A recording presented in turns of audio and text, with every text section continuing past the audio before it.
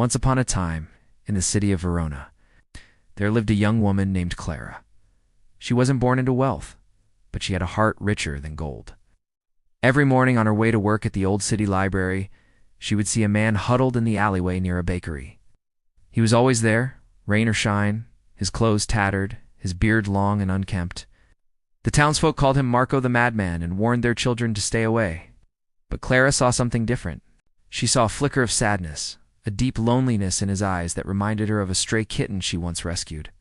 So every morning, Clara would buy 2 warm brioches from the bakery, one for herself and one for him.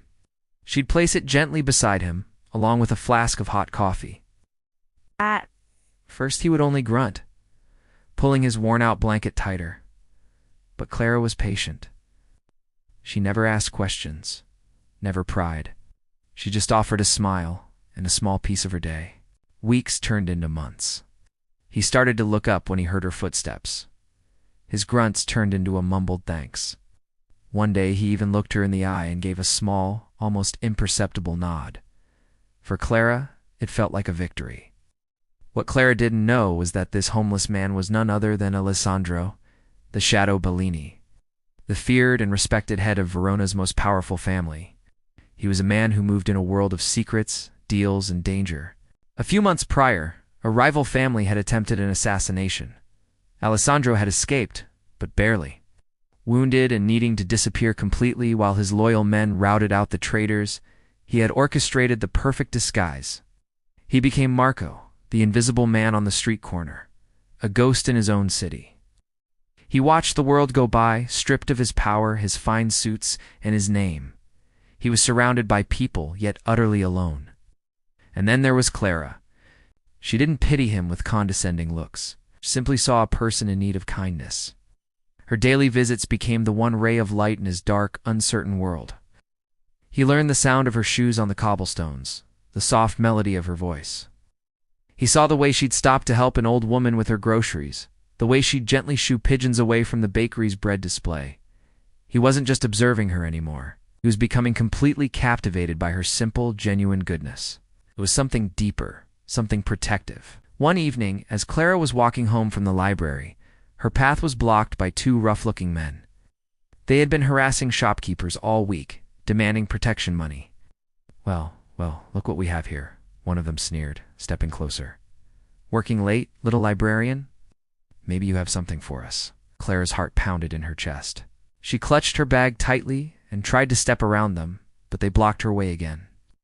Suddenly, a figure emerged from the shadows of the alley. It was Marco.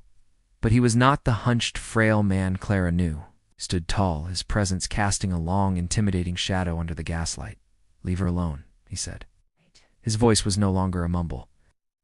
It was a low, dangerous growl that echoed with authority. The 2 thugs laughed. Marco moved with a speed and precision that was terrifying. In a matter of seconds, one of the men was on the ground, groaning in pain, and the other was pressed against the wall, a look of pure terror on his face. Marco leaned in and whispered something in his ear. The man's eyes went wide. He nodded frantically, and as soon as he was released, he and his friend scrambled away, vanishing into the night. Clara stood frozen, staring.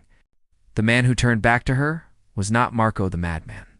His eyes, no longer clouded with despair, were sharp, intelligent, and fiercely protective. "Are you all right, Clara?" he asked, his voice now gentle.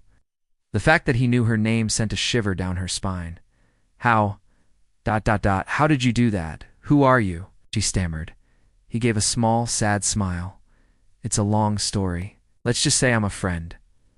Let me walk you home. You'll be safe." The next morning, Marco was gone from the alley.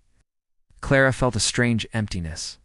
The city felt different, quieter, but her life was about to change in ways she could never have imagined. A few days later, a long black car pulled up outside the library. A man in an impeccably tailored suit stepped out and opened the door for her. "Miss Clara, Mr. Bellini requests your presence." Confused and a little scared, Clara got in. The car drove her not to a dark warehouse, but to a magnificent villa overlooking the entire city.